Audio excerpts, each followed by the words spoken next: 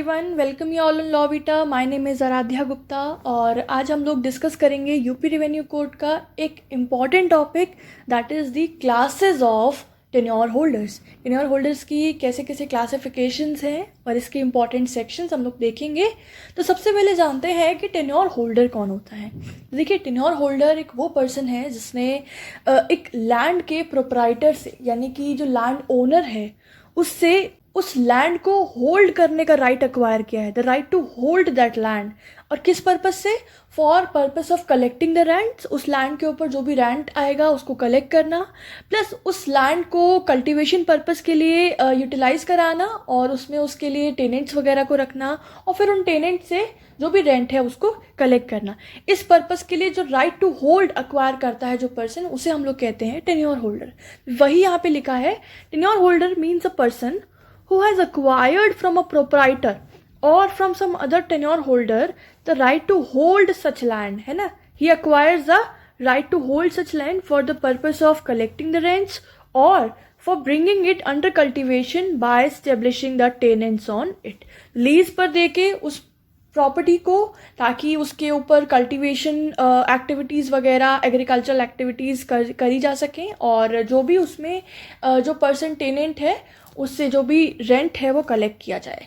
And इस term के अंदर जो टेन्योर होल्डर टर्म है, इसमें टेन्योर होल्डर के सक्सेसर भी इंक्लूड होंगे जो कि वो राइट्स को अक्वायर करते हैं। It also includes all the successors who have acquired such rights. ठीक है, तो ये हमको समझ में आ गया कि टेन्योर होल्डर कौन होते हैं। अब हम लोग देखेंगे जो मेन टॉपिक है हमारा आज का, कि टेन्योर होल्डर की क्या क्लासिफिकेशंस हैं। तो इसमें हमारा यूपी रेवेन्यू कोड का सेक्शन 74 बात करता है। Section 74 provides that there are 4 classes of tenure holder. 4 classes हैं टेन्योर होल्डर का। देखो, यूपी रेवेन्यू कोड से पहले 14 कैटेगरीज होती थी, 14 क्लासिफिकेशंस होती थी टेन्योर होल्डर्स की, लेकिन धीरे धीरे काफ़ी सारे अमेंडमेंट्स के बाद now finally as per this section 4 classes हैं आज के डेट में टेन्योर होल्डर्स की, that are bhumidhar with transferable rights, bhumidhar with non-transferable rights, asami and government lessee. ये 4 कैटेगरीज हैं, ये चारों आपको याद रखने हैं। तो ये लोग अलग अलग सेक्शंस में एक्सप्लेन्ड है। भूमिधर विद ट्रांसफरेबल राइट का कॉन्सेप्ट सेक्शन 75 में है, 74 के जस्ट नेक्स्ट। देन उसके नेक्स्ट आपको एक्सप्लेन्ड है 76 में the non transferable भूमिधर्स। Then in 78 Asami and 147 से 152 एक पूरा एक चैप्टर है आपका गवर्नमेंट लेसी का। तो देखो, यहाँ पे इस लेक्चर में तो हम लोग गवर्नमेंट लेसी को इन ब्रीफ ही डिस्कस करेंगे जस्ट एज अ क्लास, लेकिन मैं इसके बाकी सारे सेक्शंस को एक सेपरेट गवर्नमेंट लेसी का ही डिनोट करके एक लेक्चर बनाऊंगी जिसमें हम लोग सिर्फ और सिर्फ सारे सेक्शंस गवर्नमेंट लेसी के डिस्कस करेंगे। ठीक है, तो हम लोग सबसे पहले बढ़ते हैं हमारी पहली क्लास के ऊपर, that is the Bhumidhar with the transferable rights. देखो, भूमिधर कौन होता है? भूमिधर वो पर्सन है जो कि ऑक्यूपायर है उस लैंड का। ठीक है, तो भूमिधर विद ट्रांसफरेबल राइट्स कौन से होते हैं? These are most of the farmers in UP belong to this class. देखो, हमारे यूपी में ज़्यादातर जो किसानों की संख्या है ना, वो इसी कैटेगरी में आती है। मतलब ज़्यादातर जो फार्मर्स हैं वो भूमिधर विद ट्रांसफरेबल राइट्स ही होते हैं। तो इसके बारे में और जानते हैं कि इनकी क्या कैरेक्टरिस्टिक्स होते हैं। The legal rights of such Bhumidhar in land is permanent, hereditary and transferable as per the provisions of this code. तो ये जो क्लासिफिकेशन है टेन्योर होल्डर की, इनके जो लीगल राइट्स होते हैं वो परमानेंट होते हैं। मतलब कि जो भी इनके राइट्स हैं as a identity of bhumidhar और as a identity of a tenure holder, वो परमानेंट होते हैं, वो हेरिडिटरी होते हैं। मतलब उनके सक्सेसर्स भी, आने वाली पीढ़ी भी उसको अक्वायर कर सकती है। ठीक है, एंड ट्रांसफरेबल होते हैं as per the provisions of this code. मतलब वो उस राइट को या उस अपने भूमिधर की आइडेंटिटी को ट्रांसफर कर सकते हैं, उस लैंड को किसी और को ट्रांसफर कर सकते हैं। तो भूमिधर विद ट्रांसफरेबल राइट्स का एक जो आपका की फीचर है वो यही है कि इस क्लासिफिकेशन को या इस क्लास को लैंड को ट्रांसफ़र करने का भी राइट होता है। ठीक है, ट्रांसफरेबल होते हैं इनके legal rights. They have exclusive right और authority to transfer is land by gift, sale, donate, lease और टेस्टामेंट। तो इन भूमिधर के पास पूरा एक्सक्लूसिव एब्सोल्यूट राइट होता है कि वो लैंड को ट्रांसफ़र कर सकते हैं गिफ्ट के थ्रू, सेल के थ्रू या डोनेट करके, टेस्टामेंट करके लैंड को ट्रांसफ़र कर सकते हैं। ठीक है, तो ये तो हो गई इसकी जनरल डिस्कशंस। अब हम लोग सेक्शन पे आते हैं। देखिए सेक्शन 75 क्या कहता है। Section 75 deals with the creation of transferable rights of Bhumidhar. तो सेक्शन 75 जो है यूपी रेवेन्यू कोड का, ये इन भूमिधर के बारे में बात करता है, इस पर्टिकुलर क्लास को क्रिएट करता है भूमिधर विद ट्रांसफरेबल राइट। देखो अब हम लोग यहाँ डिस्कस करते हैं, सेक्शन 75 में प्रोवाइड है कि कौन कौन से पर्सन इस पर्टिकुलर क्लास के अंदर आएंगे। तो इसके अंदर दो कैटेगरीज हैं। पहला है every person who has already existing as Bhumidhar with transferable right immediately before the commencement of UP revenue code. पहली वो कैटेगरी है जो लोग इस कोड के आने से पहले, इस कोड के कमेंसमेंट से पहले से ही इस क्लास के अंदर इंक्लूड थे, मतलब जो ऑलरेडी ही भूमिधर विद ट्रांसफरेबल राइट्स थे, वो सभी पर्सन इस क्लास के अंदर इंक्लूड होंगे और इस क्लास में कंसिडर किए जाएंगे, ठीक है। और दूसरी कैटेगरी है every person who have acquired the transferable right of Bhumidhar in land by means of sale, gift और ट्रेसपास और under declaration of title under the UP revenue code 2006। और दूसरी वो कैटेगरी है उन लोगों की जिन्होंने ये जो ट्रांसफरेबल राइट्स हैं, भूमिधारी के जो ट्रांसफरेबल राइट्स हैं, ये यूपी रेवेन्यू कोड के प्रोविजंस के थ्रू अक्वायर किया है, either through the provisions of sale, declaration, trespass, gift etcetera, ठीक है। तो पहले वो लोग जो इस कोड से पहले ही अक्वायर कर चुके हैं, दूसरे वो लोग जिन्होंने इस कोड के प्रोविजंस से ये ट्रांसफरेबल राइट्स ऑफ भूमिधारी अक्वायर किए हैं। तो हम लोग को पहला कैटेगरी समझ में आ गया है। ये सबसे ज़्यादा लार्ज पॉपुलेशन में होते हैं ऑफ द फार्मर्स, ठीक है।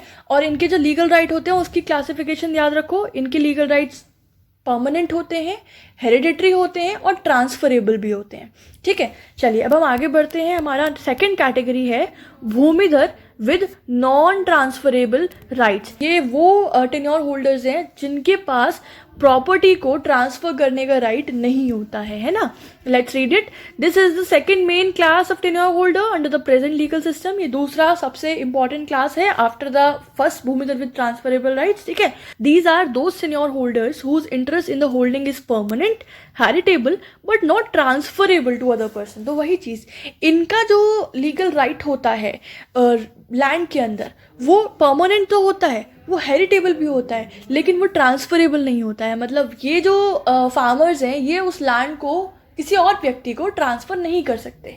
If he will sale then such land will go in the hands of government and such transfer will be void. और अगर इस तरीके के जो भूमिधर हैं, अगर वो उस लैंड को ट्रांसफर करने की कोशिश करेंगे भी ना, आइदर थ्रू सेल, तो फिर वो जो लैंड है वो डायरेक्टली गवर्नमेंट के हाथों में चली जाएगी और ऐसा ट्रांसफर बिल्कुल वॉइड कंसिडर, नल कंसिडर किया जाएगा, ठीक है, वो मान्य नहीं होगा।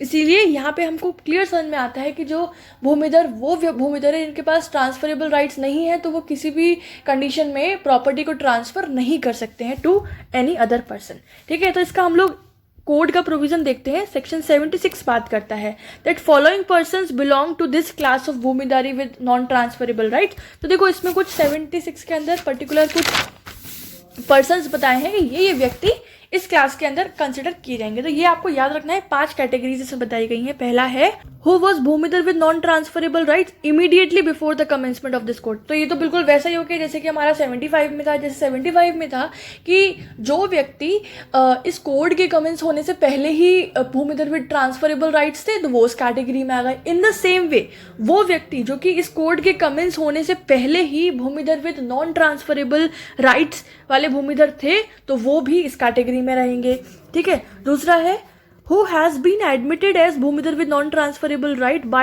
land management committee under this code। तो वो व्यक्ति जिसको ये जो राइट्स है, नॉन ट्रांसफरेबल राइट का, भूमिधारी का नॉन ट्रांसफरेबल राइट, ये प्रोवाइड किया है by the land management committee, जो भूमि प्रबंधक समिति है, जो उसने इस तरह की लैंड प्रोवाइड की है, उसके जो राइट्स प्रोवाइड किए हैं टू दैट पर्सन, तो वो पर्सन भी इस कैटेगरी में आएंगे। सी है who was allotted the land under the UP Bhudan Yagya act 1952। तीसरा वो कैटेगरी है, वो पर्सन्स है जिनको लैंड इस पर्टिकुलर एक्ट के अंदर अलॉट की गई थी, तो वो सभी पर्सन्स कंसिडर किए जाएंगे भूमिधर विद नॉन ट्रांसफरेबल राइट्स। और आपको ये लेजिस्लेशन याद रखना है, यूपी भूदान यज्ञ एक्ट 1952, ठीक है। डी भी बिल्कुल ऐसा ही है कि the person who was allotted land under the UP imposition of ceiling in land holdings act 1960 तो जिस पर्सन को इस लेजिस्लेशन के अंदर लैंड जो है वो अलॉट की गई थी, वो पर्सन भी Bhumidhar with non transferable right ही कंसिडर किया जाएगा, ठीक है। और लास्ट कैटेगरी जो सेक्शन 76 में प्रोवाइड है, the one who acquire the right of such Bhumidhar under the provisions of UP revenue code 2006। तो ई बोल रहा है वो सारे पर्सन जिन्होंने ये जो राइट्स है भूमिदारी के नॉन ट्रांसफरेबल राइट्स वो अक्वायर किए हैं through the provisions of this UP revenue code, तो वो सारे पर्सन भी इस क्लास के अंदर कवर होंगे, ठीक है। तो ये 5 कैटेगरीज हो गई, ये आप याद रखिएगा, that has been provided through section 76। अब इसकी कुछ और डिटेल्स देखते हैं। Every person who has been the Bhumidhar with non-transferable right for a period of 5 years or more before this code shall acquire the transferable rights of Bhumidhar on commencement of UP Revenue Code। तो यहाँ ये बोल रहे हैं कि इस code के commence होने से पहले हर वो व्यक्ति जो कि भूमिधर विद नॉन ट्रांसफरेबल राइट्स था 5 साल या 5 साल से ज़्यादा के पीरियड के लिए, ठीक है, फॉर पीरियड ऑफ 5 years और मोर, तो इस कोड के कमेंस होने के बाद वो सभी पर्सन अक्वायर कर लेंगे the transferable rights of Bhumidhar.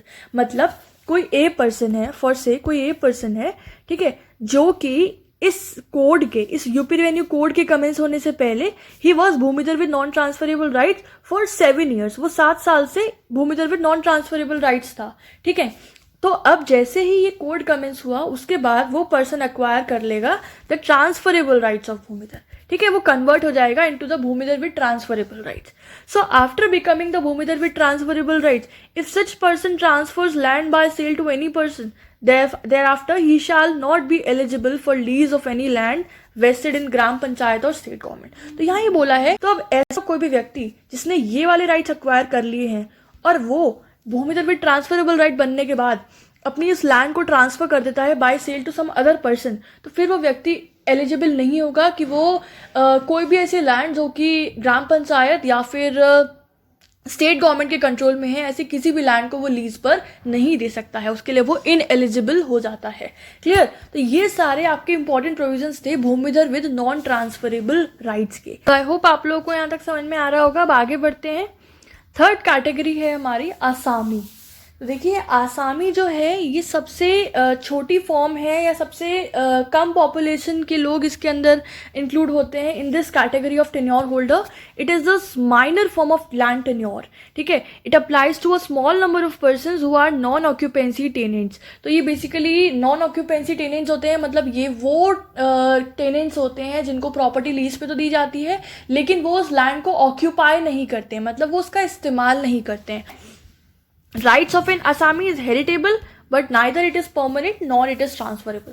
तो एक आसामी के जो राइट्स होते हैं, जो पर्सन इस कैटेगरी में आते हैं, उनके जो राइट हैं उस लैंड के अंदर वो हेरिटेबल तो होते हैं, मतलब वो उनके सक्सेसर्स में ट्रांसफर तो हो सकते हैं वो राइट, लेकिन ना तो वो राइट परमानेंट होता है और ना ही उनके पास वो राइट ट्रांसफरेबल होता है कि वो उस लैंड को ट्रांसफर कर सकते हैं। तो ये आपको तीनों तरह की कैटेगरी में डिफरेंस समझ में आया। पहली कैटेगरी में तो राइट परमानेंट भी था, हेरिटेबल भी था और ट्रांसफरेबल भी था। दूसरी कैटेगरी में परमानेंट तो था, हेरिटेबल भी था पर ट्रांसफरेबल नहीं था। और तीसरी कैटेगरी में ना तो परमानेंट है ना ही ट्रांसफरेबल है, सिर्फ और सिर्फ हेरिटेबल है। तो ये चीज़ें आप ध्यान रखिएगा और ये 3 फीचर तो आप याद रखिएगा ही रखिएगा। अगर आप आंसर लिखें तो कुछ याद रहे ना रहे, ये तो याद रहना ही चाहिए क्योंकि ये इसके की फीचर्स हैं, ठीक है ना। तो हमने बताना कि आसामी के जो राइट होते हैं वो हेरिटेबल होते हैं पर ना ही परमानेंट होते हैं और ना ही ट्रांसफरेबल होते हैं। There are certain lands which are enumerated in section 77 of the code in which the Bhumidari rights can not be given. If such land is allotted to a person by land management committee, he shall be an asami at the will of ग्राम पंचायत और land holder. तो देखो section 77 में ना कुछ ऐसी lands mention की गई हैं, प्रोवाइड की गई हैं, जो लैंड्स के ऊपर भूमिदारी राइट्स, जो ट्रांसफरेबल राइट्स हैं, वो प्रोवाइड नहीं किए जा सकते हैं, ठीक है। तो ऐसी लैंड जो कि सेक्शन 77 में मेंशन है कि जिसमें आपको भूमिदारी राइट्स नहीं दिए जाते हैं, अगर ऐसी लैंड किसी पर्सन को अलॉट की जाती है by the land management committee या जिसको हम बोलते हैं भूमि प्रबंधक समिति, तो ये जो लैंड मैनेजमेंट कमिटी अगर ऐसी लैंड किसी पर्सन को अलॉट करती है, ठीक है, तो वो व्यक्ति कहलाता है आसामी। लेकिन वो व्यक्ति आसामी कहलाता है एट द विल ऑफ ग्राम पंचायत या फिर द लैंड होल्डर, जो उस लैंड का ओनर है या होल्डर है, ठीक है। तो वो सारी लैंड्स जो कि एन्यूमरेटेड हैं इन सेक्शन 77, वो सारी राइट्स होती हैं जिनके ऊपर भूमिधरी राइट्स नहीं दिए जा सकते। अगर ऐसी लैंड अलॉट की जाती है to a person by land management committee तो वो पर्सन कहलाया जाता है asami at the will of ग्राम पंचायत और लैंड होल्डर। तो हमको समझ में आया कि असामी कौन होता है। हम लोग 78 में जानते हैं, जो सेक्शन 78 है वो प्राइमरली बात करता है कि आसामी की जो कैटेगरी है, जो क्लास है टेन्योर होल्डर की, उसके अंदर किस किस तरह के जो व्यक्ति हैं वो कवर होंगे। तो इसके अंदर आपको 4 क्लासेस दी गई हैं that provide 4 classes of persons as asami. 4 तरह के व्यक्ति आसामी कहलाएंगे। कौन कौन से? पहला, Who was an Asami immediately before the commencement of the code। वो व्यक्ति जो कि इस कोड के कमेंस होने से पहले से ही आसामी था, ठीक है, तो वो व्यक्ति आसामी कहलाएगा, वो व्यक्ति आसामी की टर्म के अंदर इंक्लूड होगा। दूसरा, who is admitted as Asami by the land management committee as per the provisions of this code। तो जिसको आसामी डिक्लेयर किया है, उस पर्सन को आसामी डिक्लेयर किया है लैंड मैनेजमेंट कमेटी ने इस कोड के प्रोविजंस के थ्रू, तो वह व्यक्ति भी आसामी माना जाएगा। तीसरा, who is admitted as lessee by a Bhumidhar of any land as per the provisions of this code, ठीक है। तीसरा, वो व्यक्ति जिसको एक लैंड के भूमिधर ने एडमिट किया है एज अ लेसी, भूमिधर ने अपनी प्रॉपर्टी को लीज पे दिया है उस पर्सन को, तो वो व्यक्ति भी as per the provisions of this code asami consider किया जाएगा। और फोर्थ कैटेगरी है every person who acquires the rights of an Asami in any other manner under this code or any other law। हर वो व्यक्ति जो कि आसामी के राइट्स अक्वायर करता है किसी भी और ढंग से, या तो इस कोड के माध्यम से या कोई भी और लॉ जो कि उस वक्त for the time being in force है उसके माध्यम से, जो कि आसामी के राइट्स अक्वायर करता है, वो पर्सन भी इस आसामी की क्लास के अंदर इंक्लूड होगा। तो ये 4 तरह के क्लास ऑफ पर्सन हो गए which are included in the term of asami. इसका एक एग्जाम्पल दिखाती हूँ कि कौन पर्सन आसामी माना जाएगा। देखो, if a Bhumidhar with non transferable right being a minor और lunatic has not used his holding for purpose connected with agricultural etcetera for 2 consecutive firstly years. तो यहाँ पे क्या था, एक लैंड है जिसका जो टेन्योर होल्डर है वो है भूमिधर विद नॉन ट्रांसफरेबल राइट, यानी कि उसके पास ट्रांसफर का राइट नहीं है। जैसे कि वो ऐसी लैंड है जो कि सेक्शन 77 में एन्यूमरेटेड है। इसके अलावा वो व्यक्ति माइनर है या वो व्यक्ति ल्यूनेटिक है, ठीक है। तो उस व्यक्ति ने 2 फर्स्टली ईयर्स तक, 2 consecutive फर्स्टली ईयर तक, लगातार 2 फर्स्टली ईयर्स तक उस प्रॉपर्टी को एग्रीकल्चरल पर्पसेज में यूज नहीं किया, has not use is holding for purpose connected with agriculture. तो क्या होगा, the land management committee can let such holding to any person and such lessee will be called the asami. तो ऐसे में क्या होगा, क्योंकि एग्रीकल्चरल पर्पसेज के लिए यूज की नहीं, साथ साथ वो व्यक्ति नॉन ट्रांसफरेबल राइट्स ओन कर रहा है, साथ साथ वो व्यक्ति माइनर या लुनेटिक है, तो ऐसे में तो लैंड मैनेजमेंट कमिटी उस लैंड को होल्ड पे दे सकती है किसी और पर्सन को ऑन लीज। तो वो पर्सन जो वो लेसी है, तो वो जो लेसी है वो कहलाएगा आसामी। तो आई होप आप लोगों को समझ में आ गया होगा आसामी के राइट्स कैसे एक्वायर किए जाते हैं, अलॉट किए जाते हैं by the land management committee, और कौन आसामी की टर्म के अंदर इंक्लूड होगा एज पर सेक्शन 78, ठीक है ना। हम लोग का लास्ट कैटेगरी है दैट इज गवर्नमेंट लेसी। तो देखते हैं government lessee. Government lessee was initially introduce under the repealed act of UPZDLR 1950।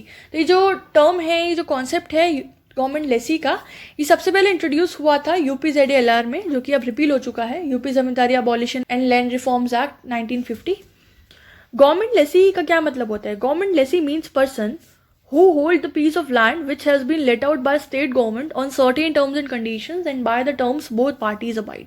तो गवर्नमेंट लेसी वो पर्सन है जो कि कोई भी एक पीस ऑफ लैंड को होल्ड कर रहा है, जो कि उसे दी है लीज पे स्टेट गवर्नमेंट ने। वो स्टेट गवर्नमेंट की किसी प्रॉपर्टी को होल्ड कर रहा है, लीज पे है उसके पास वो प्रॉपर्टी, या लेसी है वो गवर्नमेंट का, गवर्नमेंट की दी हुई प्रॉपर्टी का वो लेसी है, ठीक है। और उन टर्म्स एंड कंडीशंस पे जो कि गवर्नमेंट डिसाइड करती है और जिसमें गवर्नमेंट और पार्टीज दोनों ही उसको अबाइड करते हैं, या मतलब उसको फॉलो करते हैं, राइट। तो वो होता है गवर्नमेंट लेसी। अब सेक्शन 147 में इसकी प्रॉपर डेफिनेशन दी हुई है, या सेक्शन याद रखना आप लोग, section 147 defines government lessee as one who has been let out the land either prior to the commencement of this code or subsequently by the state government।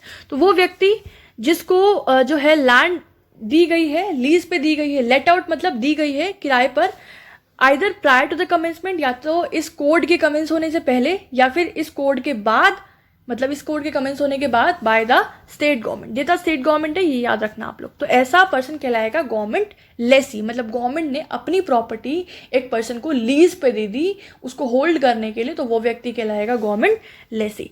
Section 148 provides that every government lessee shall be entitled to hold such land as per the terms and conditions of the lease.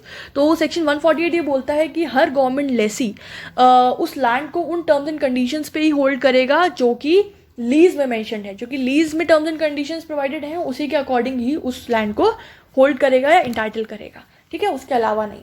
और कई सारे ऐसे grounds हैं जिनके basis पे जो government Lesi है वो इजेक्ट भी हो जाता है, यानी कि उसको बेदखल कर दिया जाता है उस लैंड में से। तो उसके कई सारे प्रोविजंस हैं 149, 50, 51, 52, वो सारे हम लोग एक सेपरेट लेक्चर में डिस्कस करेंगे आगे आने वाले। इसमें हम लोग डिस्कस करेंगे गवर्नमेंट लेसी को ही इन स्पेसिफिक। तो फिलहाल इस लेक्चर के लिए इतना ही था। चारों कैटेगरीज या चारों क्लास ऑफ टेन्योर होल्डर हमने समझा। कोई डाउट है तो प्लीज़ आप लोग कमेंट सेक्शन में पूछो। और नोट्स के लिए हमारे 2 ऑप्शन हैं, या तो आप लॉविटा के इंस्टाग्राम पेज पर हमसे कनेक्ट हो सकते हो, वहाँ पे इंक्वायरी करो और उसका जो लिंक है वो डिस्क्रिप्शन बॉक्स में है। इसके अलावा हमारा ईमेल आईडी आप वहाँ पे भी कांटेक्ट कर सकते हो, ठीक है। नोट्स आपको हर टॉपिक के PDF फॉर्म में ही मिलेंगे। और stay connected with channel for more such videos. Everyone take care of yourself, have a good day, bye bye.